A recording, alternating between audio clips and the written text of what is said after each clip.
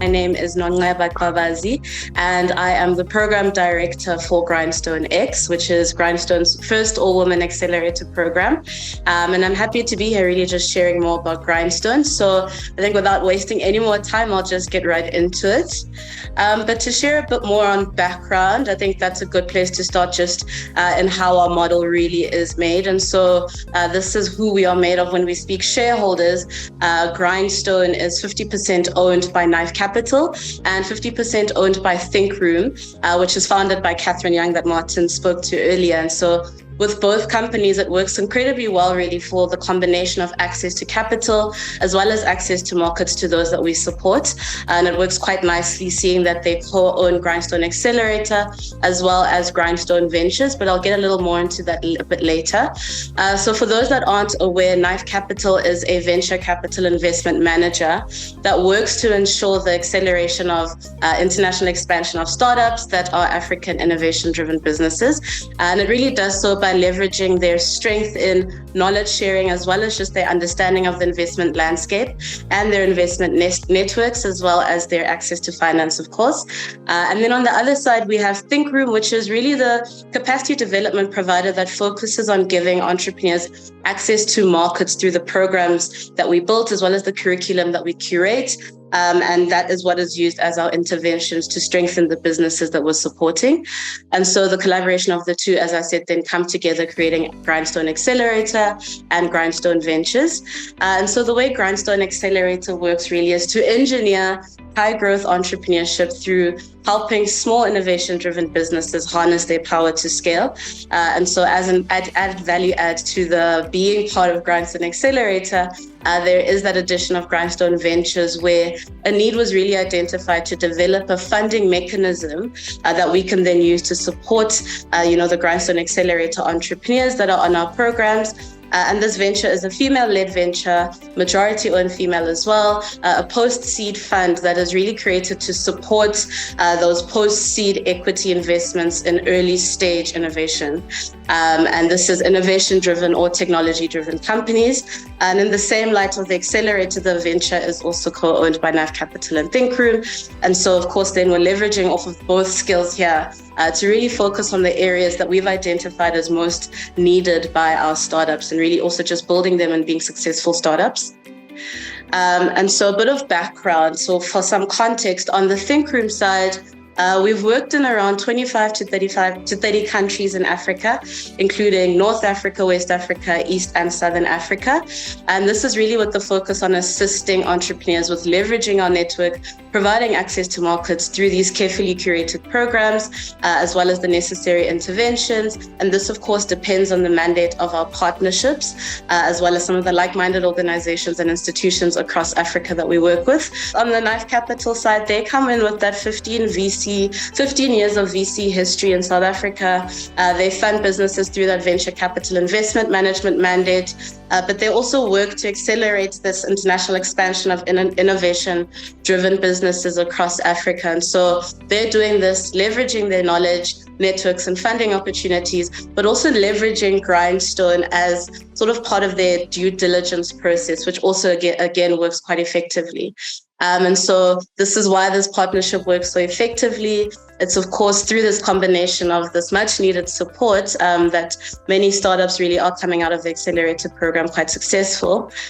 And so I think I've touched on this a bit, but maybe just to quickly reiterate, we have Think Room playing the role of championing the access to markets. And then on the Knife side, we have, that exit-centric focus, and this is through access to finance, but also really just them being a trusted advisor in the tech startup space, as well as the VC space and investment space. And so the two then supports, the structured entrepreneurship development program that is Grindstone.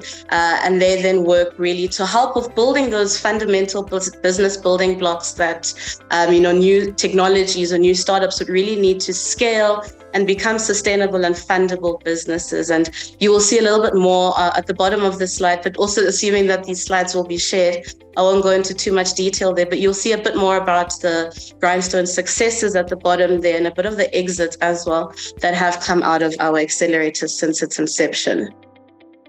And so again, I won't spend too much time on this slide. So just for the support that we provide across the various life stages, we begin with support from ideation all the way through to scaling. And so Grindstone has grown quite extensively, and we achieve this through sort of starting at our Grindstone Academy. So starting at the left, this is a component of the Thinkubate platform, which is a platform that is powered by Thinkroom. And this really offers an automation of our accelerator program. And this is really through what we call an accelerator as a platform service. And it supports the entrepreneurs, that have applied to our program all the way through to the execution of them being part of our accelerator program. And this is really just us leveraging the power of automation and program delivery. So when we decline an application, the accelerator would then, direct the entrepreneur, of course, through the team, really just letting them know, hey, check out the academy, see what content you can find there, use some of the content modules and training videos there to help you build your business a bit, and then come back and reapply, and let's see how we can further help you to, reach that stage of wanting to scale. And so this would then be covering, not only startups, but also content that is applicable to SMEs all around. And so we have multiple modules on this platform, and it really forms a component of our acceleration delivery, program delivery. And then we also have Grindstone Impact, and this is where you may have seen some noise around the Grindstone X Accelerator in partnership with Naspers Labs. And this is our first all-women accelerator, but targeting a very early stage tech and tech-enabled startups across Southern Africa. And then we also then have our Grindstone Ventures, which I touched on briefly there, but again, supporting our Grindstone companies with access to funding. And on the same level, then we offer, the Grindstone Plus, and then, of course, the Grindstone Accelerator, where there is that big, exit-centric focused approach there. And then, our accelerator spans across different regions. You'll see South Africa, Singapore, UK, Egypt, as well as other countries across Africa. And then we have our alumni. Of course, this is an important aspect of the program delivery as well. So our alumni does get supported by the program staff, but also still has access to, funding and network opportunities, but also then would be coming to trickle down their knowledge. We invite them quite often into our workshops to really share what they've learned and how they've been able to sort of scale or build their businesses or even exit following being part of the program and the lessons learned there. And then this is also just reiterating what I spoke to, but really emphasizing, of course, we have the ventures, really just capturing that diverse and equitable portfolio. We are aiming to support, 50% women, 50% male through this fund, also ranging across the different races, and really just having that demographics, really being an inclusive venture fund as well. And then we have our academy, where we, of course, have that learning path and curriculum that is created covering all life stages of the startups.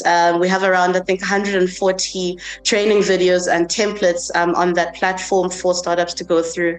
It's a self-paced learning platform, and they're able really then, once they feel ready to apply an attempt for re-acceleration again. And then for the accelerator, we of course then support them to scale and access funding and networks, whether through Grindstone Ventures or our partners. Again, we would then be leveraging Knife Capital at this stage. And then, of course, with our presence across the multiple countries, we're also then able to increase our access to market opportunities for the startups that we support.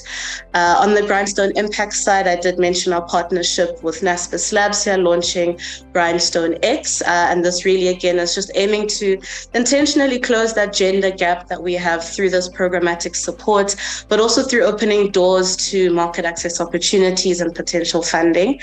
And lastly, we have our alumni, where, they're then able to access funding and market opportunities further, but also, we're supporting them should they want to exit. And we use this as an opportunity as well to provide that continuous learning to our continuing or coming up cohorts that come in after them. believe that you will, and you will hear the team say this often, but it takes an ecosystem to build a startup.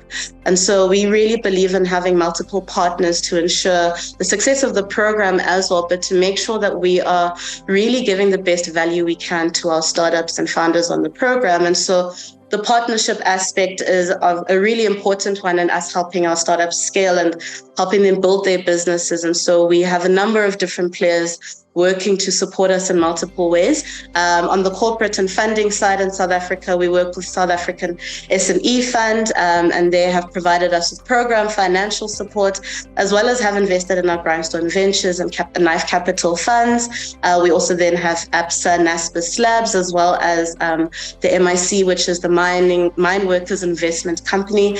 And they are here really providing program support and again, funding support and funding readiness support as well to our startups. And on the tech side, we are tech agnostic. And so we understand that entrepreneurs really rely on multiple different resources and platforms for them to really build what they are trying to build. So we have support provided globally for our tech startups and tech support in helping them, like I said, with their building. And because we believe an entrepreneur needs to sort of be all well-rounded, and as I said, it takes an ecosystem. We have partners such as Microsoft for Startups, HubSpot, Google for Startups, as well as Amazon, so AWS. They're here providing entrepreneurs with various options, discounts and different solutions that are best suited for their needs. So this would also be very individualized and targeted support that is provided here, depending on the needs that we identify.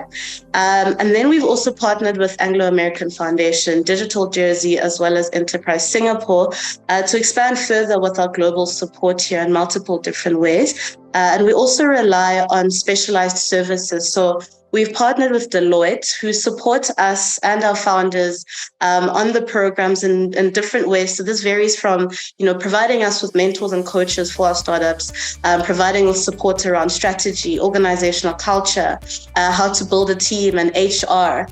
And they then play an integral role in the program, really providing, those facilities as well for our workshops. And so we have really great facilities where our startups do sort of have the ability to be creative, the ability as well to engage the Deloitte team. And then we also then have Weber Winsell, who is coming and providing us with some legal support to our startups. So they help us with any sort of legal questions that we might have. And this is just around, compliance, government structures, support, anything legal. And when deals are happening as well, we rely quite a bit on legal perspectives there and making sure we're guiding and supporting our startups in making the right decisions. And for our alumni, we have some great services as well that we provide. And this is a nice way where we bring in some of the alumni startups that we have supported in the past. And so they come in here providing guidance and support to the founders that are within the cohorts that we are supporting. So whether the cohort is, happening or whether they're part of an alumni, these services would still be applicable to our founders. So for example, we have Kudos One, Ferocian, as well as SME Tax. And the example I'll give is maybe Kudos One. They provide us with quick ESG reporting results for each of our companies that are on each program. And so they can then go use this as sort of a flash report when engaging partners and funders, and also helps them better understand where they stand sort of against global benchmarking with ESG standards. And it's a nice sort of addition that they can then add as well to their data rooms as we're helping them build those. So to get into our programs, we have a very specialized approach in how we provide support to small businesses. And so the typical program flow for an annual program, our programs range between, 6 to 8 to 12 months. But typically what you would go through as the entrepreneur, or rather from our perspective, really, we begin, of course, with recruiting, sourcing our applicants from our databases, as well as, when I mentioned the Thinkubate platform, as well as the Grindstone Academy, we go back and track these entrepreneurs and go back and engage them and say, hey, listen, we have this program coming up. Would you be interested in applying? Let's see how far you've come since we last engaged. And then we also, of course, leverage our networks, really also targeting those that are supporting maybe your very earlier stage tech startups, and then try filter them into our Grindstone program. And of course, trying to provide that additional support to what they've already received and not duplicate. And then we assess these applications and select our startups. So for those that don't make it through, as I mentioned, we direct them to the academy and loop them back in once they feel ready. And those selected would then complete assessments. And so we have quite extensive assessment processes within the beginning of our programs. And this is really for us to identify the company's life stage in detail. And this helps us then understand how we're going to curate that program for the group and making sure that we're targeting those specific gaps they have, and really just leveraging again off of what we've done in the past, our skill sets, our networks, and trying to close those gaps for these startups. So the aim, of course, we know it won't close in 6 to 8 months, but the aim is really to try get them as close as possible to being able to figure out how to sort of have a strategy in closing that fully, but also how to communicate this to funders as they go. And we, of course, support them through the program and as well as in their alumni. So we then, in these assessments, conduct a very in-depth gap analysis. And this is really an individual entrepreneurship assessment where they then really help us, of course, identifying those gaps. And then after our selection, we would, of course, delve into sort of the workshops and plenaries. And these are for us to really engage the startups throughout the program, but also provide that group learning aspect. And it's an opportunity as well for us to bring in our alumni, bring in our network, bring in experts. And also, what we always do is sort of let the speakers and experts know that what we'd like you to do is provide practical advice that the startup can take away and use today. And so in most cases, we've been able to sort of implement learnings and build data rooms as the workshops go, because the startups will take this information, still have access to these experts one-on-ones, and be able then to really start building on different aspects in their business throughout this acceleration program. And then also while they're on the programs, the startups also have access to the Grindstone Academy. So they can then also, go and take their own self-paced learning sort of process, go and match the different modules with the different workshops that we have, and really just reiterate and sort of cement those learnings for themselves. And this ranges from strategy all the way to go-to-market, as well as organizational culture, finance and valuation, through to sort of legal and IP as well. And this also works quite well with them sort of going back and having sort of a sense of homework for them to do. But this is, again, as I mentioned, self-paced, so this isn't sort of obligatory. And then, of course, we also add in the coaching and mentoring aspect. I mentioned Deloitte does offer us some mentors, and these are very specific to the entrepreneur's needs. But then we have our own internal coaches that would come, of course, from the Think Room side.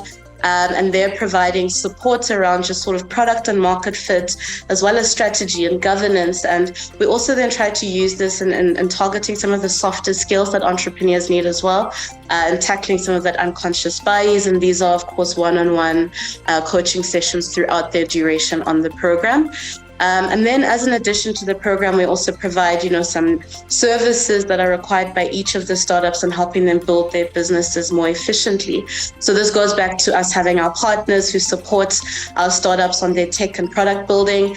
And we then provide them, of course, as well with legal and accounting support where needed. And this comes in through Knife Capital supporting us as well there.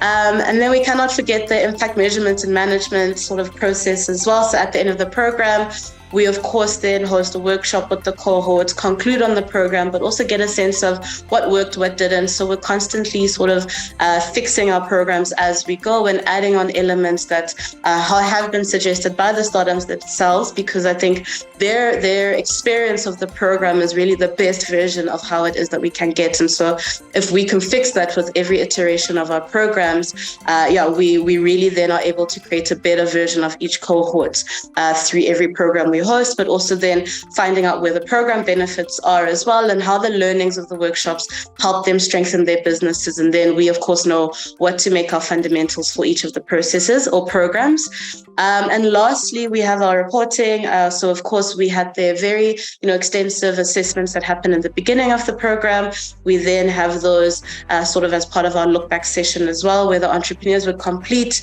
that full questionnaire once again, and helping us identify the differences made, and helping us benchmark as well, from the beginning of the program.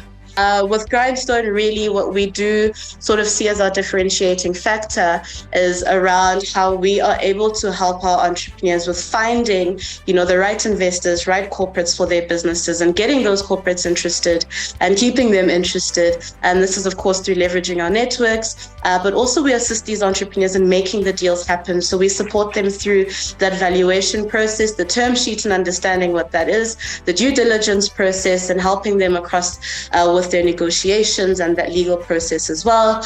And then, of course, helping them realize, how to build successfully strategic businesses and helping them get to a point of exit, and also, of course, resulting in high returns for them and their stakeholders. And lastly, we are supporting them in growing and scaling their businesses to the next level. And so I did sort of mention across how we are able to do that through the program flow and our partners and support, but this is really us helping them find, make, grow, realize as highly driven or highly innovative businesses across Africa. I'm going to speak to you a bit about what we're doing at Ingenie. As you would have already gathered, we are extremely focused on education. We are based in Cape Town, but we have a Pan-African reach and have worked with companies from across the continent. I will focus in on our acceleration work, but I'll also mention some of the other work that we're doing, some of the other activities that we're running to really develop the African education innovation ecosystem. So just sort of the basics about Ingenie. We are all about improving educational outcomes on the continent. Really, our mission is to increase the quality, access, and relevance of education throughout sub-Saharan Africa specifically. And we believe that the way to do this is to empower and support impactful education technology, or EdTech, and ultimately harness the power of innovation to then promote evidence-driven decision-making by stakeholders. So I'll get into this a bit later as I sort of break down the solutions and the ways in which we really put this to work. But we know that all of this impact has to happen with collaboration at its core. And so we've sort of really tried to bring in as much of the ecosystem and as many stakeholders from across the education sector and the sort of broader value chain as possible in all of the work that we do. So our three kind of core focuses, what we call solutions internally, but of course, as a small team, everyone's sort of doing a bit of everything. So these aren't necessarily specific departments or divisions. There is a lot of overlap, but the acceleration piece is what we're most well known for. So we are Africa's only EdTech specialized accelerator. We've been extremely focused on supporting EdTech companies for the last 6 years now. We were founded as Africa's first EdTech incubator, actually, and I'll speak to you a little bit over the course of my presentation about what we see as incubation versus acceleration and why that evolution may have happened or has happened from our perspective. But the two programs that I mentioned here, the Acceleration Partnership Program and the MasterCard Foundation EdTech Fellowship Program, are sort of our two core acceleration programs at the moment. So I'll focus most on the MasterCard Foundation program because that is brand new, has just kicked off over the last month, and we're really excited about it. So I'll go into a bit more detail there, but also touch on the Pan-African work that is still ongoing and will continue to be core to what we do. Ecosystem development, as I mentioned, is really important in sort of all of our work, bringing together the right stakeholders and making sure that everyone sort of knows what role they're playing in the broader ecosystem, and we're not operating in silos. We think it's really important to position ourselves as a convener of that ecosystem and bring together everyone from implementers to funders to the innovators and entrepreneurs in between. Really important that we have these forums to connect those people and make sure collaboration is happening. And then the Ingenie think tank is a relatively new part of the business. We are really excited by the opportunities we have in this space. The think tank is our research and advisory unit. So really, this was founded on the belief that we need African-focused research and insights and an understanding, a solid evidence base as to what actually works in our context in sub-Saharan Africa. Most of the research that's out there on the education sector, and particularly on education innovation, is very much focused on the global north and not necessarily relevant or applicable entirely to our context and our markets. So that's really sort of the founding belief there. We want to make sure that the research we're doing is practical, relevant, and really sort of helpful to the progress of our continent. A quick look at our footprint and the work that we've done so far. So we have supported now 55 African EdTech startups, and you can see the sort of geographic spread. They're from all over the continent. 12 different African countries are represented in our core program. So that is specifically speaking to the incubation and acceleration work that we've done to date, including the 15 companies that are currently in our ongoing programs. So that's really exciting. We're really proud of all the companies that we've managed to support since being founded in really end of 2017. We've also reached over 4,000 African EdTech innovators. So these are the much earlier stage sort of individuals or hustlers who are just trying to get into the EdTech space for the first time. We've reached these guys through a number of ecosystem development initiatives, so short-term boot camps, sprint weeks, various events, and other sort of workshops that we host on a regular basis to try and support as much of the ecosystem as possible. So I'm going to dive into the MasterCard Foundation EdTech Fellowship Program and really try to give you an idea as to what that actually looks like and practicalities of our acceleration work sort of as it's happening in real time. So the MasterCard Foundation has contracted, starting with just 3 what they call tech hubs. So Ingenie would be a tech hub.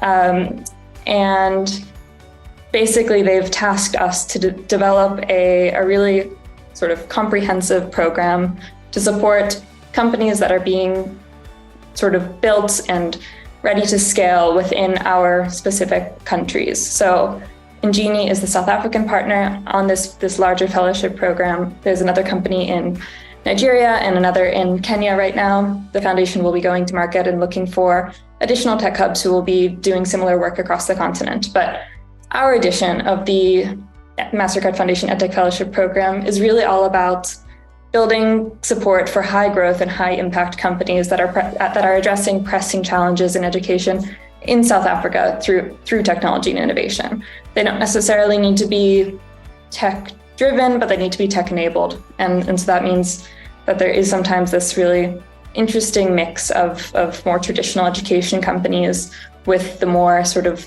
modern or high tech innovative companies that you might think of when you think of tech startups. So the sort of long-term intended impact for this program is that more South Africans, in our case South Africans, but of course this is building on a larger body of work and very much impacting the whole of the continent, will sustainably access quality, relevant education support through technology, resulting in a child and youth population with improved educational outcomes. This is sort of at the core of Ingenie's mission, it's at the core of this program's mission, and obviously all of the work that we do is related to this one goal. Secondly, we are really trying to support particularly vulnerable communities and individuals to better prepare them for the future of work. So we have a hypothesis that by exposing individuals to more tech-driven solutions, just that exposure in itself can ultimately support individuals to be better prepared for an increasingly digital economy. But there is quite a lot of more specific hands-on sort of work that we're doing in this space as well, supporting EdTech solutions that very sort of directly enable alternative paths for learning apart from the traditional formal schooling system, which doesn't work for many in our country.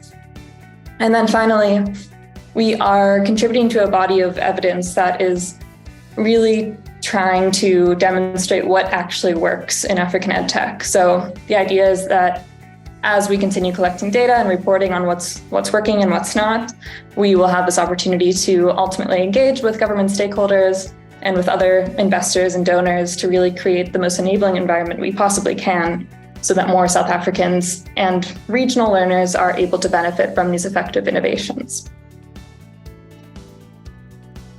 So one more page of outcomes, and these are more short-term and things that we hope to start seeing over the course of this sort of like first few years of program implementation within the MasterCard Foundation EdTech Fellowship Program. So we are excited and aiming to support these EdTech companies to, of course, improve their products and offerings as any accelerator would, particularly optimizing the solutions for accessibility and enabling them to really reach more learners and teachers in some cases with effective education support. So as you probably have picked up by now, accessibility is really important to us. And so the more we can do to increase access, the better in our minds. We're extremely impact oriented, and that's sort of at the core of our work. The South African EdTech ecosystem, we are hoping to really bolster the broader ecosystem with additional resources, bring more attention from key stakeholders, and recognition of the potential that innovation and technology can offer to the local education sector. So this one is really important for the think tank particularly, and some of the research we'll be doing there. We really hope that we'll be able to sort of get conversations going with individuals within the sector and broader ecosystem who may still be skeptical about whether or not there's room for digital tools in the classroom and how best to actually introduce new technologies to very young children who are, of course, developing foundational skills and need to understand boundaries and limits, and all of that is very complicated and can scare away a lot of stakeholders who might not be interested in further exploring that to understand the evidence more deeply. So we'll be engaging with government officials quite a lot throughout the course of this program, and looking forward to carrying on those conversations. And then finally, this contributes very directly into that third impact point on the last slide. So really contributing to that body of data that is telling us what's working and what's not in terms of effective education support using innovation. So just some quick sort of numbers in terms of our reach targets. And these are actually really, really conservative. We already know that we're going to be well and above this, particularly this last number in terms of the number of learners reached by the EdTech companies we support. But just to sort of give you the minimums that we hope to achieve over the next few years, we are going to be supporting 36 EdTech companies that are focused on the South African market between now and 2025. So we've already selected our first cohort. I'll be introducing the companies that are participating in that program in just a few slides. But each of these 3 cohorts will have 12 startups involved, and all 12 of those startups will be receiving resources and support from us. We are hoping to have 50% of those startups be women-led, which is obviously something that we heard in the last presentation to be a big challenge within the broader startup ecosystem. We want to empower more female founders and female business leaders to really sort of do whatever we can to get those individuals on the next level and to break through that glass ceiling. So we have met this target for the first cohort, and we'll be looking forward to hopefully keeping this target in place. We also, in addition to the leadership teams of the startups that we'll be supporting, we're hoping to achieve this 50% of learners who are reached by those companies to be girls and young women. So that one's a little bit more difficult for us to really measure because it relies on quite a bit of data being collected by the startups themselves. But our program has quite a big M&E focus, and we are supporting our companies to build that capacity internally and to be able to really understand exactly what kind of data or what kind of metrics their user base is looking like. So finally, the 288,000 learners reached by supported EdTech companies. This is, as I said, quite a conservative estimate, quite a conservative target. We have gone into this number by really saying that each of the 36 companies should be reaching at least 8,000 learners, and that's sort of within 1 year of the intervention. So we already know that some of the companies that we are supporting now are reaching far more than that minimum. So we don't expect this to be a difficult target to reach. So a basic sort of program over timeline for this year in particular. And as I mentioned, this program has just sort of kicked off. So this is very, very timely. This first sort of month of the EdTech Fellowship Program has been all about understanding the needs of the companies, and that has sort of remained consistent through all of our programs. We don't subscribe to a sort of one-size-fits-all program agenda. We really believe that it requires a lot of investigation and really consultation to understand exactly what the needs of the companies that we're supporting are. So we take this onboarding and needs assessment period very seriously. We ultimately come out of this period with milestones set. So we've just finished that process. We are actually this week in the process of sort of presenting back our findings to each of the 12 companies that are participating in this program.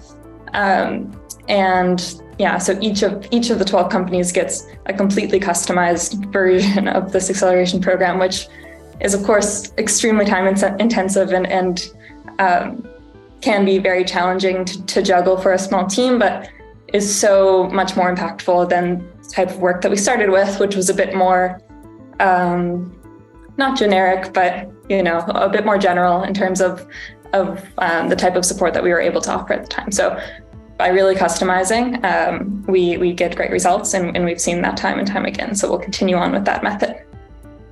So you can see over the next several months, we'll be focusing on these sort of 3 key areas. So social impact, M&E, measurement, evaluation, and learning actually, is a big focus of ours. We have an internal M&E head. We have quite a big database of consultants in the M&E space that we draw upon, coaches who come in and support the companies that are going through our programs really directly in a hands-on way to understand exactly what kind of data they should be collecting, how they should be analyzing that data, and how best to sort of iterate based on their learnings. So that's key and something that we've noticed as a gap in a lot of the education initiatives that we've supported in the past. So something we've really brought on really strong in this program in particular. Market access. So this looks very different depending on the company that we are supporting in this space. So it might be supporting a company to get more partnerships with a particular type of private school, for instance. If that's one of their big targets, that's something that we can support on. More likely, getting sort of distribution partners or really kind of understanding a particular market that they're not necessarily in yet. And a lot of the companies that we support are reaching some sort of sustainable success with a higher LMS audience. And of course, with our focus being on the quote unquote bottom of the pyramid and really wanting to make the work that we're doing as accessible as possible and making EdTech as accessible as possible, we often have to rely quite heavily on partnerships to ensure that companies are able to sustainably distribute their products with quintile 1 and 2 learners, for instance. So quite a lot of partnership work happening in that market access piece, alongside some other more specific types of interventions and specialized support from coaches and other individuals in our team, depending on the content. And then investment readiness, of course, like any other accelerator and like any other startup, EdTech startups need funding. And so something that we help them with quite a lot is that fundraising process and getting ready for that fundraise. Most of the companies that we're working with now have at least gone through one round of fundraising in the past. Some of them are preparing for a bigger round. Some of them are maybe, not actually looking for investment in the more traditional sense, but are instead trying to position for more grant funding, which is often a sort of viable option for education startups. So that's something that we help with quite a lot. You'll notice that there are a few other sort of activities that are here under this May to October block. So EAF pedagogy evaluation is a new sort of activity that we've introduced for this program. We've partnered with an organization called EdTech Alliance Finland, which is a Finnish-based organization that has developed an academically sound methodology for assessing the pedagogy of EdTech solutions internationally. So they have this really rigorous approach to assessing and then certifying companies based on their products and the way they've designed those products. So our hypothesis here is that having this sort of certification to say, okay, this solution actually does what it says it does. We know enough about learning sciences and learning engineering to say that if a particular company claims to support learning outcomes in one way, we can test that fairly with some amount of certainty. And we're hoping that certification will enable further market access and help, particularly when engaging with government stakeholders and convincing these stakeholders that some of these solutions are really worth trying out, or at least, piloting in some cases. And then site visits. Our team is very serious about seeing the solutions in action. So we make a really big deal of going to where these solutions are working. If that means going to schools or community centers, or depending on the solution, this is going to look a little bit different. But we really need to see the solution in action and understand exactly what's working and what's not before we can support further. So that's also happening throughout the course of the program. And then a quick look at the 12 companies that I mentioned are in this program. Really excited to be working with all of these guys. And would encourage you to have a look at the kind of work that they're all doing. So I'm from a company called BMA. The fancy term for what we do is we are an industrial development specialists. The layperson explanation is we're manufacturing nerds. So effectively what we do is we develop industrial sectors. We primarily work with automotives, chemicals, clothing and textiles, and furniture. Food and bev, hopefully to be added soon, and there's a few others in the mix. Primarily in South Africa, a few projects all around the world as well.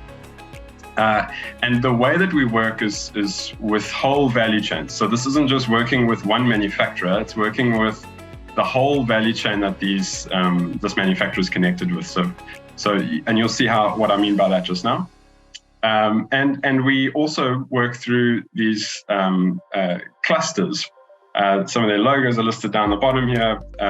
So for example, there's a Durban automotive cluster, the KZN clothing and textiles cluster, the Durban chemicals cluster, eThekwini furniture cluster, Cape clothing cluster, etc. You get the picture where there's a specific region and sector which have grouped together several manufacturers from large corporates through to SMEs. And really the point of getting together is to grow and improve that industry. And so there's several offerings that we have through these clusters. These are non-profit companies, industry-led, and we help facilitate these clusters with various services. One of those services that we offer is the Accelerator. And so that's what I'm obviously going to share with you. But I wanted to step back and say why manufacturing? And effectively, as the title says, growing manufacturing is critical to economic development and job creation. And I'll probably add to that dignity as well. If you create a job for someone, it's probably the most significant dignifying thing you can give to someone, and something we desperately need in our country. And so what that of course looks like is, there's some specifics there. So of course manufacturing is a key driver of transformation, especially for the most marginalized. It drives advanced technological capabilities within the sectors and the economy, and they're extremely strong economic multipliers. This is a fairly technical term, but to give you a sense of it, the World Bank a few years ago did a study across all different sectors and found that for every one manufacturing job that is created, 3.8 other jobs are created as well because of the ecosystems that exist around manufacturers. So that's partly why manufacturing, and that's why I was so passionate about it. Okay, so to come to the Accelerator offering now. The Accelerator that we facilitate directly combines these two typically separated initiatives. So driving local sourcing, which speaks to how do I find more local suppliers, convert what was previously imported product to more locally sourced product, and enable transformation. So combining the two ideas and objectives together. And here's a selection of some of the large corporates that we have done this with and are doing this with. You may recognize some names, other names you might not recognize, but you definitely use their products. Okay, so if we consider now from a large corporate's perspective, what are the primary opportunities that a corporate is considering when they're thinking about local sourcing? First up is on an optimized transformation. So I want to improve my BBBEE score, I want to reduce the cost, I want to increase the impact of my spend in my own value chain, and I want to find the right SMEs to work with, right? So that's optimized transformation. I want to increase localization, which with COVID and related issues, of course, supply chain instability has been a major issue. So the more I can source from local suppliers, the better. In most cases, positive public relations opportunities, and there's several master plan or legislated localization targets as well, which different manufacturing sectors are pursuing. So, of course, there's this need around increasing localization. And then finally, strengthening my strategic capability. So as a large corporate, I have a growth strategy. Let's say I want to incorporate more sustainability offerings into my sourcing. I naturally then need to find new partners to support my growth strategy. So what kind of procurement do I need to be looking for which can support my growth strategy? So those are typically the opportunities that are on the table for large corporates who are thinking about working in more with more local sourcing, and of course SMEs. The challenges then, when coming, trying to find these new suppliers, and especially so with SMEs, can be summarized in what we call the 6 Cs. So the idea is that if there is a significant deficiency in one of these 6 Cs, or more than one, simply a commercial opportunity won't happen. So first up, commitment is, and these I'll put them largely as questions which a large corporate is typically asking of a potential vendor. So is this vendor going to be committed to me? Have they been committed to customers before, and how so? Capability, can they make the product or offer the service that I require? Do they have what it takes really? Are they competitive? So price, quality, reliability, flexibility. How does that stack up with some of the other offerings that I'm stacking next to this vendor? Do they fulfill my compliance requirements? Of course, there's some basic requirements that you're a decent business, but also there's some industry specifics where quality or health and safety, etc., the standard is extremely high.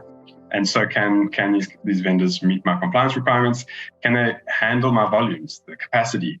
At least initially for some test orders, and then the ability to scale beyond that into larger growth. And then finally, can they manage cash?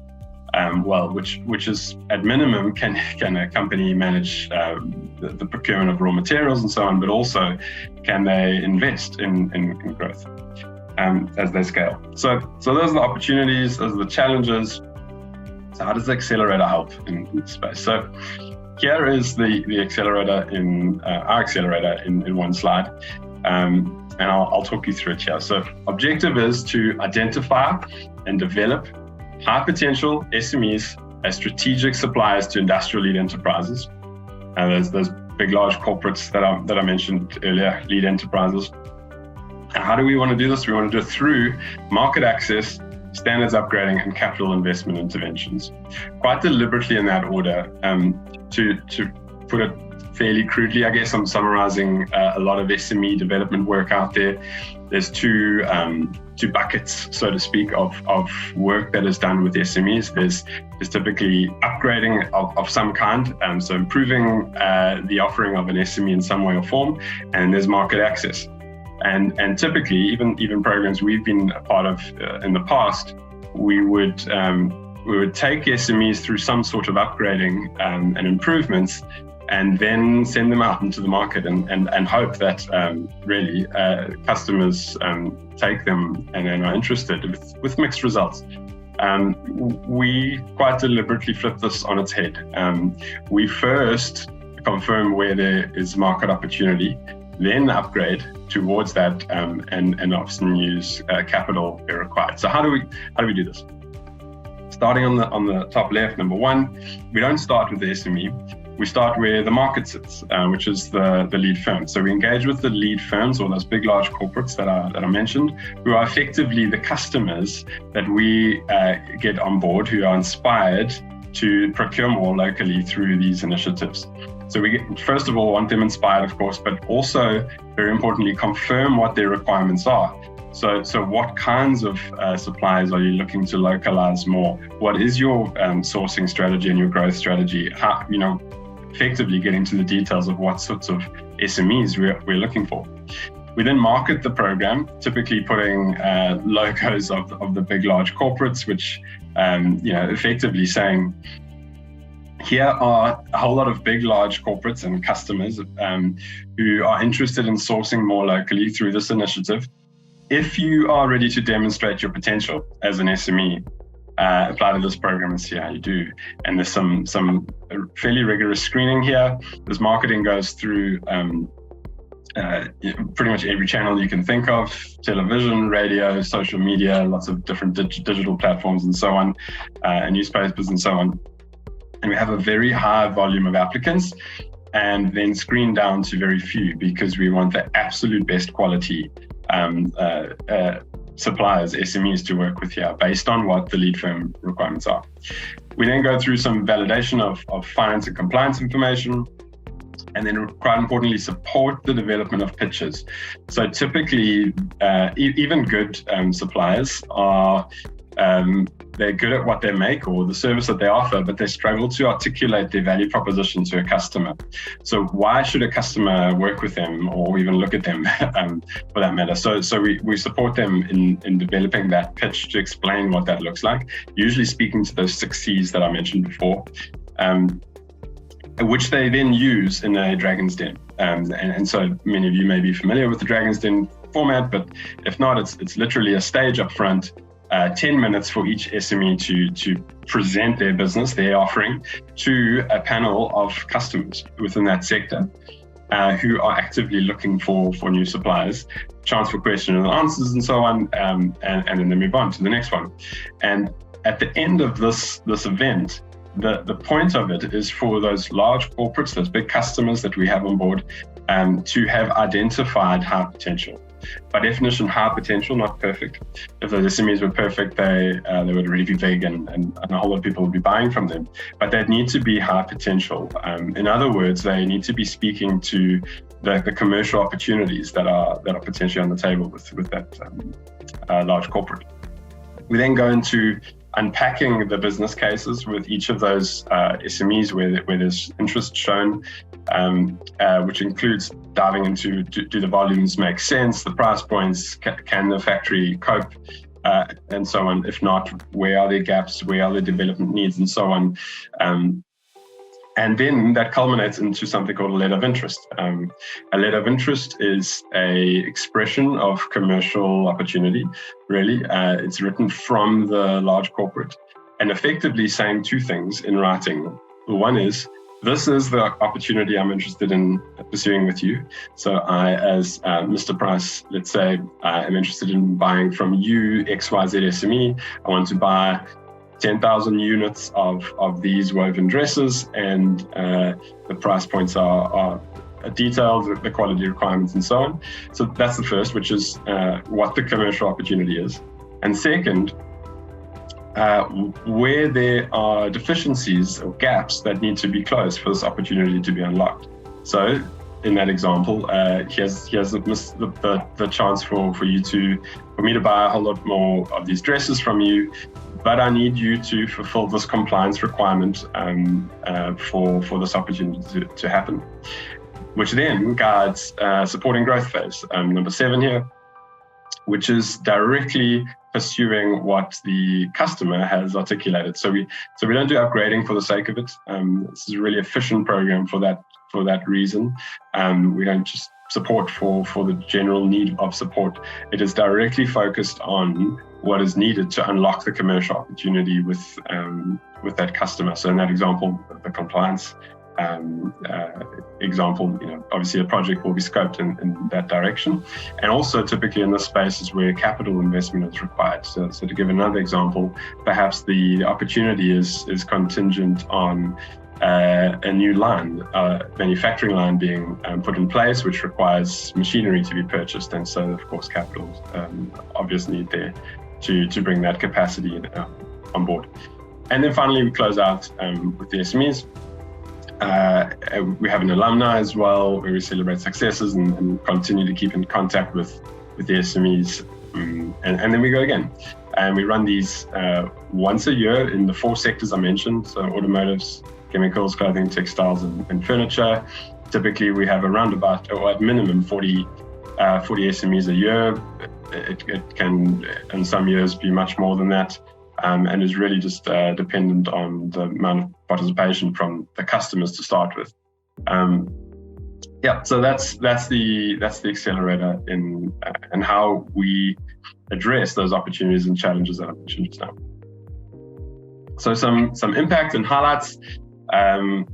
I have a lot of different case studies, which I'll probably share in the slides, so you're welcome to read through those in more detail. But some of the big hitting numbers, I guess, since 2019, we've had 100 plus new commercial commitments unlocked.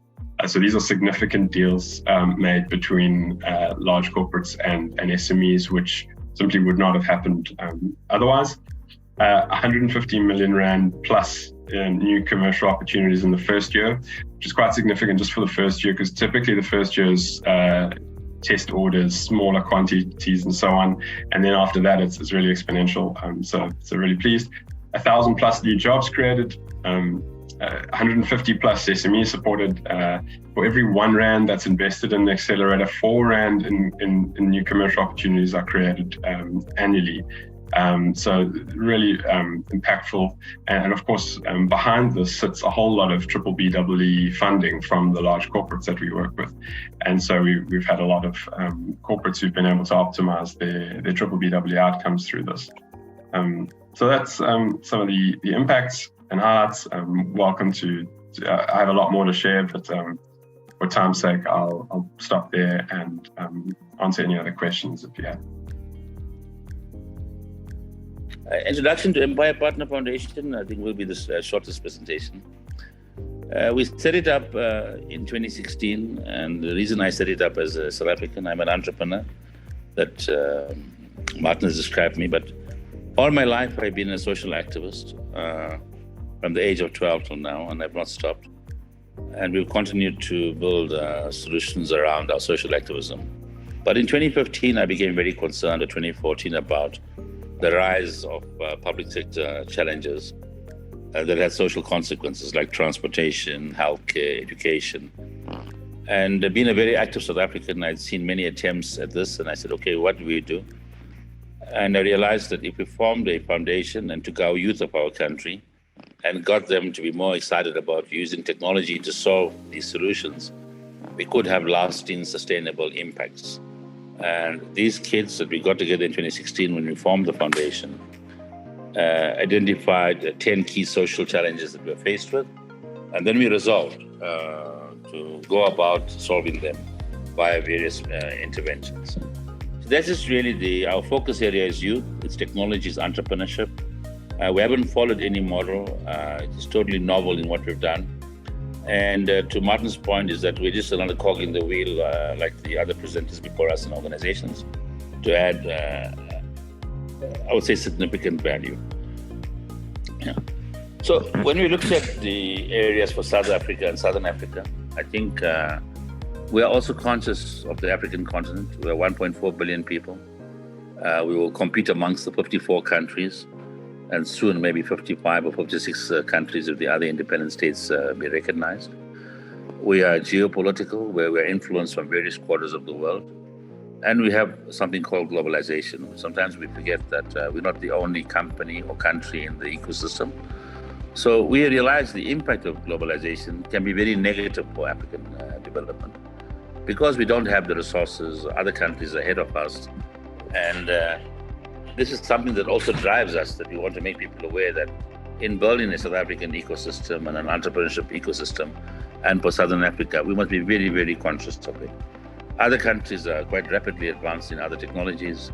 You've seen the issue of open AI, the advancement of AlphaGo, and many, many other platforms being built. So by us building this technology foundation, it meant we could get our kids to be on track with them and use that knowledge to build tangible solutions. So these are the challenges I spoke about. I think they speak for themselves. Energy, it's topical today because we're facing some of the challenges. But our idea of energy was not load shedding. Our idea was energy was about the sources of energy and how well aware our people will be and what technologies we can use around energy, from battery storage to a whole host of other dynamics. So that's the solutions we're providing around energy. Accessibility of energy, sharing of energy, microgrids. So we wanted to bring real technologies that our teams of youth could now design using modern day platforms to say, how do we solve for a place like Kayamandi or Alexandra or Kwamashu or any other densely populated townships that were established in the past, and we could then have new mechanisms and shed energy out of it. And the same can apply for water, transport, healthcare, housing. For majority of them that are there, these are things that affect every single South African. Whether you are rich, you are poor, it doesn't really matter what category you are in. This is our challenges. This is what we took upon to do, and I'll show you how we are building them. This is our impact. So I want to explain some points around this our system. Firstly, we're a 100% risk model. What does it mean?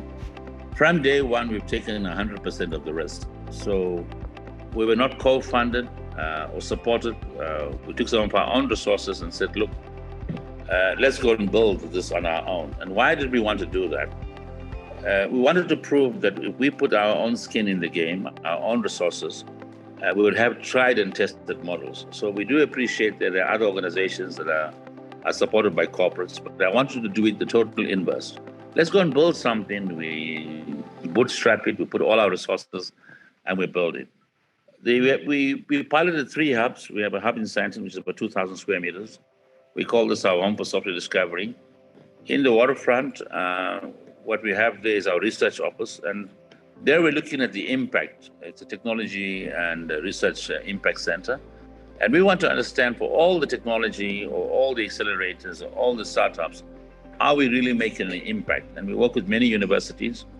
We work with the Postdoc Society for Stellenbosch, for UCT. We work with many other African universities. And we're using this knowledge base to work out how would we calculate the impact of our efforts. In Bellville, the Tiger Valley, we managed to build a global firmware or R&D center, and we support solutions in 23 countries from there. So one is doing really industrial research and solutions, and it's now live solutions. These are companies that we started in 2017 that have managed to stand on their own 2 feet and have products in 23 countries listed amongst blue chips. It's only now we're starting to talk about them, but this is all South African tech. So all the tech we've built is in South Africa. It means that we can grow the ecosystem. The interventions we chose from the foundation initially was to use hackathons. We built this incubation hub.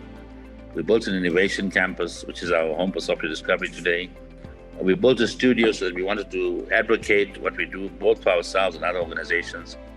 And we have a social dialogue platform called the Work Streams. So as you can see from our ecosystem, we wanted to think the ecosystem through and give it life in everything. It's called Fire Partner Foundation because actually we're a partner foundation in that the essence of us and our DNA is to partner with existing infrastructure and other partners. Like the previous presenters, we'd like to partner with them so we don't duplicate resources. Rather, we grow the ecosystem and we able to enable new solutions out of it. We have various South African partners. We've got some global partners, African partners, and we work with many of the academic institutions. Civil society is important for us. Government is important. So is the private sector and I think the academic institutions. So these 4 quadrants is what we found. If we bring the civil society together, we brought government together, we brought business together and academia. These 4 quarters actually make up a great society. And as a foundation, we are working actively with them. What are we working on? We're working on solutions, on knowledge sharing, but all our stuff is results driven towards a particular product or solution. Our impact areas, you can see we target the 10 SDGs, which is actually the solutions we've chosen. Youth, we think this is an area, this is our key resource and key asset in the country. Technology, it's accessible to us, so we got to use it. Entrepreneurship, so our solution to unemployment is self-employment. We do know there will never be enough corporates or companies to absorb all our people. But if we all became small entrepreneurs, which could become this SME market, we could end up growing a bigger ecosystem. But the analogy that I'm going to go to university and get my master's or my degree or my bachelor's or my honors and get a job, I think we have to be conscious that it will not exist so easily. The foundation, I think on the tech fund, we set up a tech fund parallel to that. So what we have is a foundation. We have the hubs which support the foundation, and we set up a tech fund. The fund is really our own resources to support businesses. The first is the Euclid, all Euclid businesses we will target. They have to be solving a real problem. So we invest in any business that's solving one of our 10 issues, and the solutions need to be scalable across the continent. So we are very focused on the 54 countries. The business itself has to be, it must solve one of our key issues, and it must be Euclid.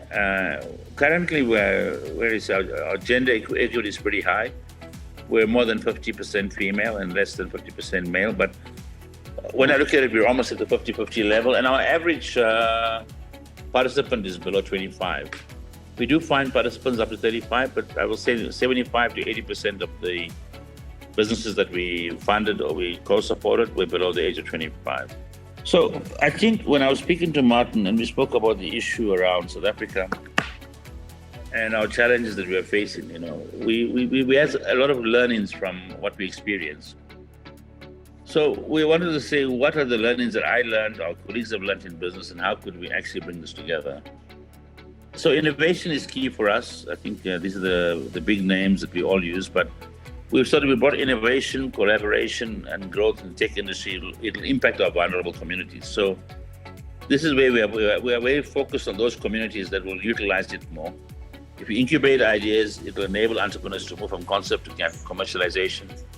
So whatever we've done is actually focusing on it. But the most important part of this, I think, on the strategy was getting the correct strategy.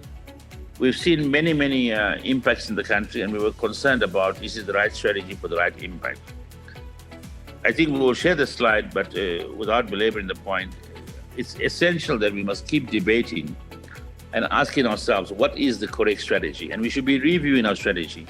We shouldn't dig our head in the sand and say, well, I've adopted a strategy 3 years ago and that's it. I think we're agile, the markets are fluid, we are alive to many dynamics taking place.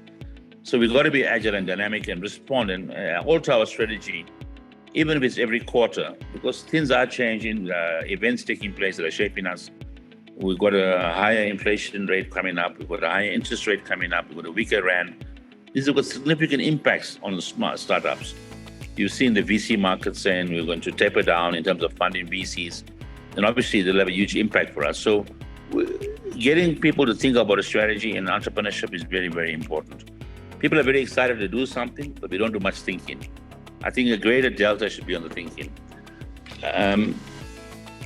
So I think on strategy, if we went through some of them, I think they're pretty cool. The first part was to understand those challenges. We found in our experience, again, a lot of people confuse the problem statement from understanding the challenges. We deal with the symptoms and not the problems. If we get that through, we look at the response around that and how we solve these challenges. And then we set up a tech hub. This was our thinking, and we'll develop the interventions, and we'll continue to build an ecosystem. So the essence of our strategy is to build a collaborative, a shared ecosystem, and our ecosystem is open to everybody. And this ecosystem has allowed us to continue to build. Everyone that's part of the presentation today and those outside the environment are part of the ecosystem. So EPF seeks to become a leader, but a coordinator within the ecosystem. So the hackathons, just in a 2-minute summary, we piloted this thing. We did about 36 of them already. And when we started, we said, let's just have hackathons and we'll put it out there through social media. Also remember, the teams doing this have got no experience in this, right? None of our people were specialists. We just took our ideas, went and researched it and said, let's do it. And we found with the hackathon that we had a great success. Nobody asked us for a computer. Nobody asked us for transport money. And the problems they solved were just amazing. Most of the kids that come from impoverished communities, and I'll say quite far from our office in Sandton, the fact they made the commitment confirmed to me There are many young South Africans that want to make a solution, that want to make a difference. They just need a platform and the opportunity. So it's not just about coercing them. We have hungry South Africans that require us to engage them. We should be responsible to engage them. And the same for the Incubation Hub. We move the winners of the hackathons into the Incubation Hub. And from there, we end up building our Innovation Campus. I think today our Innovation Campus, which is a full-time software discovery campus, has got more than 75 full-time people. And our target is to have 100 people in there. We're building global solutions at the moment. You will see things like VodaPay, large mortgage originations, anti-money laundering coming out of our offices now. So a lot of the stuff we've built for our companies are within the blue chip and with customers. We found with the work streams, we need to find a social engagement platform. It's quite innovative. It's about to be launched, and it'll be quite an engaging feedback from communities. And we use the data analytics to figure out, to know what problems come from what communities. And then we share that with the local municipality, with SALGA, with NGOs, the government, private business, academia to solve them. The studio has grown from a small studio. Today we do podcasting, we got our own radio station. We have a TV broadcasting starting in September. Why? Because we found a lot of our organizations are not in the domain of the media space. Most of our entrepreneurs lack that ability to get out there. So we've got to be able to teach them how to position their product within the global markets. They don't have the resources. So we built this to say, can we actually go and market and give you a podcast, do interviews? And it's now working wonders because we realize that a lot of good is happening, but nobody knows how to articulate it. We want to control the narrative. If we want to give a message as young South Africans around using entrepreneurship and for development, we have to control that narrative and make our own narrative. I think from what we provide, we've covered it. It's the shared services, it's the access to partner network and clients, which is important for the companies we work with. We do provide a lot of business advisory and mentorship. We've got a huge following of people that support us. The tech ecosystem and workspace infrastructure is very important. I invite anyone to visit our workspace. It was designed by us. It's not your typical startup workspace, but it was thought through to say what will create a creative environments. The environment in which we work in both hybrid and online is very, very important to us. And it does bring out the best in us. The digital marketing, yes, we have to learn to market our products. Now, we've seen a lot of people with great ideas, great products, but lack customers. I've been to many, many startup events, and I am very saddened because I don't find any customers at the events. I find young entrepreneurs, I find VCs, I find mentors. But the most important people they should be potential customers. And for some reason, we don't have them there. And this is where we have got to fulfill that back. Education and training is ongoing. We work with many institutions to make sure our people are educated or the affected communities are getting some training and impact. The finance, and I think this is our success of impacts. We don't like bragging rights, but some of the stuff we've built, we've got more than 50 solutions that are working in the market. We've supported more than 50 companies. We've created real jobs, more than 750. I think, a lot of these things are not really important to me. I think our job is to look at each of these areas and continue to grow in. Our key focus is this African partnership with the universities now. We thought a shared knowledge will work. Globally, we work with a number of organizations, but we have to start at home first. And I think we keep measuring this impact, but we're not really focused on it every day. We do this every quarter. It could be outdated, but I think we'll truly feel the impact when we see our communities doing better and when the solutions are solving problems. So for me, no matter what we do, when we arrive at a community, whatever anyone has created to solve a problem, it must be visible to us. We must feel it. I think LinkedIn can only touch you so much. But if you get to a community and you see that they've used water optimally using technology, or they're getting better micro enterprises working or payments, then definitely we know we've achieved something. We're on our right path. Yeah, I think I've stressed the issue of matching marketing solutions because this is the biggest challenge I've found with most of the entrepreneurs I've met. We're really not in the market. We struggle. So we have to match the solution to the right market, which means we have to understand the market. And I think there are a lot of great benefits out of it. You can increase the investment opportunity, liquidity, this price transparency. But this allows us to benchmark appropriately.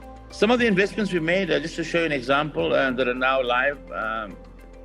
I can just talk about PayPoint. We founded VodaPay. For those who don't know VodaPay, you'll see those red machines in all the communities and stores. The firmware came from us, the idea came from us, and now we've gone to APSA, we've gone to Capitec, we're now in 14 African countries. And Vodafone approached us, and now we will be in the Philippines as a South African tech. What do we do there? We build a payment POS system.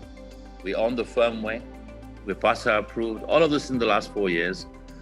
And we now will probably be in most of the African countries, but we're taking solutions to communities. And it's not a wallet, it's really a modern day bank terminal in your store, doing many, many more things than a payment transaction. If you look at the Good People Data Company, we lead the space in anti-money laundering, in verification, in validation. And I can go on and on, but I think all these companies that we spoke about in Reform today are in the marketplace. So I could not stress the importance of being in the market. But Martin has also shared with me in the past that to be in the market requires a lot of structure, support, mentorship, guidance. Are we capable of building a very rich ecosystem? The answer is yes. And can we do that together? Next slide. And this is some of our areas for Gauteng. This is Cape Town, our research office. In the end, we have to be able to produce a product that is in the market, and we've got to be with the markets. And I find that it's the most challenging thing for a lot of entrepreneurs, that we don't think about that at the outset. So if we could bridge that gap, which is what we found in the foundation, and your stuff is making really good impact, you are going to solve issues. We shouldn't be justifying in the end, after 3 years of hard work, why you must be relevant. That's the message I was giving. Taking this, as Morgan mentioned, I myself come from a background, long-standing background in terms of enterprise development, business development, specifically around the technology industry. So Tech Invest has been operational since 2017, really focusing on technology solution providers in South Africa, but also across the African continent. We work in the area of supporting businesses that's really ready to implement a product with an enterprise customer and can actually prove to us they've done that before. So the model for Tech Invest has been created specifically to support technology solutions providers to prove their product to the market, grow their existing and new customer base, form strategic partnerships with other stakeholders to access new markets, cope with accelerated growth and establish a good reputation in the market. Like I said earlier, sufficiently implement new proof of concepts and projects, and raise adequate growth funding and take full advantage of investment opportunities. The way we do this and the way that the model is executed is that we make sure that we understand the market needs by directly engaging with the enterprise customers and helping the solution partners align their offering to real requirements and challenges in the market.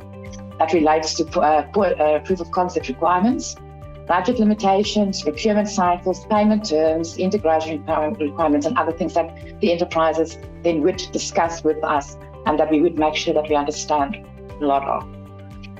We're being very intentional with these introductions to the organizations. So we ensure that when we take what we call an ISV, independent software vendor, to organizations, that we actually speak to the right people within the right divisions to not waste time.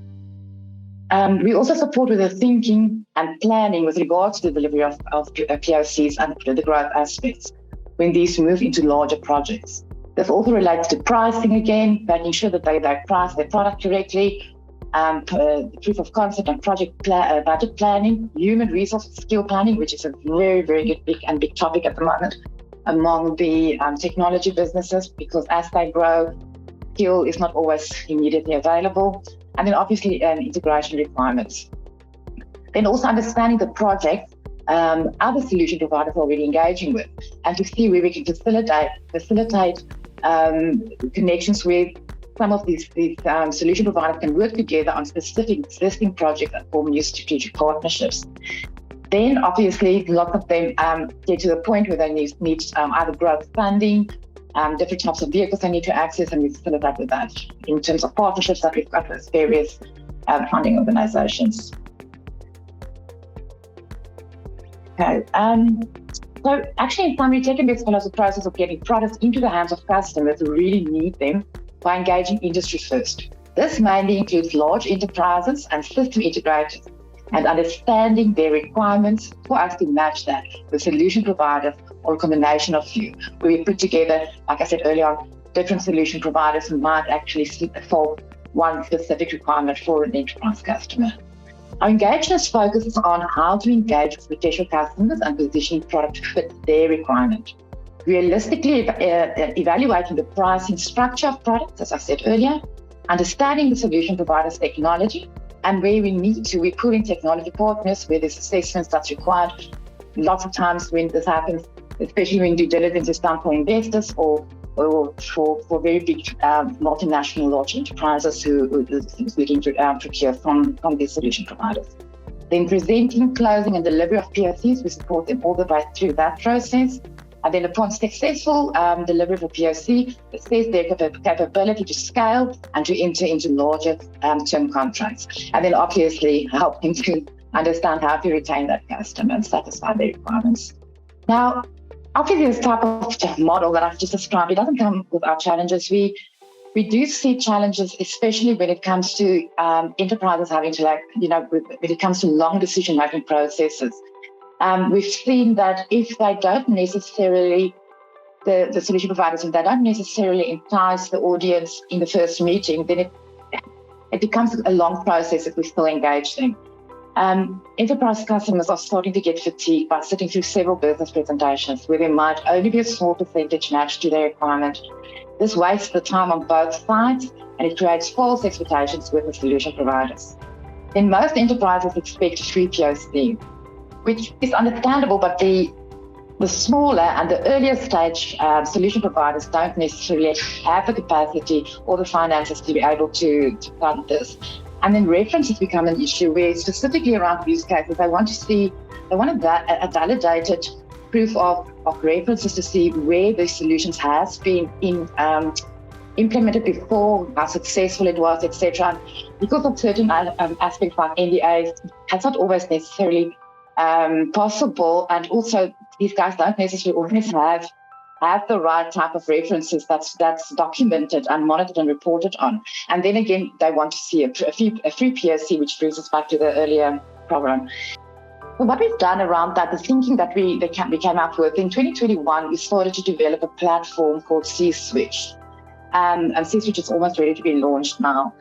And what it really is, in essence, it's a smart marketplace for both solution seekers and investors. And in essence, the platform acts as a switch between the solution providers, large enterprises and investors by de-risking procurement, investment and partnership opportunities by augmenting the human interventions with digital interventions. The way it works is using a combination of guided questions, documentation, keyword tagging upon registration. The solution providers will be automatically categorized and provided with key steps to establish and improve their standing on the platform. And as they complete certain milestones, they move closer to maturity level, confirming their readiness to transact and receive investment. Enterprises and investors register onto C-Switch Live, and they can search for solutions or services on the platform using any number of constraints through the marketplace, where the platform will switch between requirements and the solutions and provide options which are linked to a percentage matching score. This matching allows the solution seeker or investor to understand not only the solutions matched, but also the readiness status of the businesses considered, which includes the technology stack the solution is built on, and integration requirements, which is all captured on C-Switch, references to other customers where the solution have been successfully deployed and details around that, details on key team members, time to deployment. In other words, if I want the solution to be implemented in my organization now, how long will it take to be deployed? The scalability of the solution, if I want to be a reseller, perhaps as a system integrator to take it to my customer base. Which regions do they operate in, and many more. Then as part of this engagement process, prospective investors or customers can now engage with a business on the platform. Once initiated, documents, financials, pitch decks can easily be requested, and businesses can approve the request from their document vault. Introductory meetings or product demos can be scheduled, and the engagement can be progressed from first contact to closure. And that's it. So in a nutshell, that's what we do in terms of accelerating and enabling the market access environments by engaging, like I said, with enterprise first, understanding their requirements, understanding what they need in their organizations, and from a system integrator point of view, what they need in terms of reselling to their customer base, and then literally linking up that with solution providers, either through the traditional model of Tech Invest as a one-on-one type of direct engagement, and very soon, after we've launched this, which will start to also augment this with digital interaction as well, as I've just described. And that's it for me.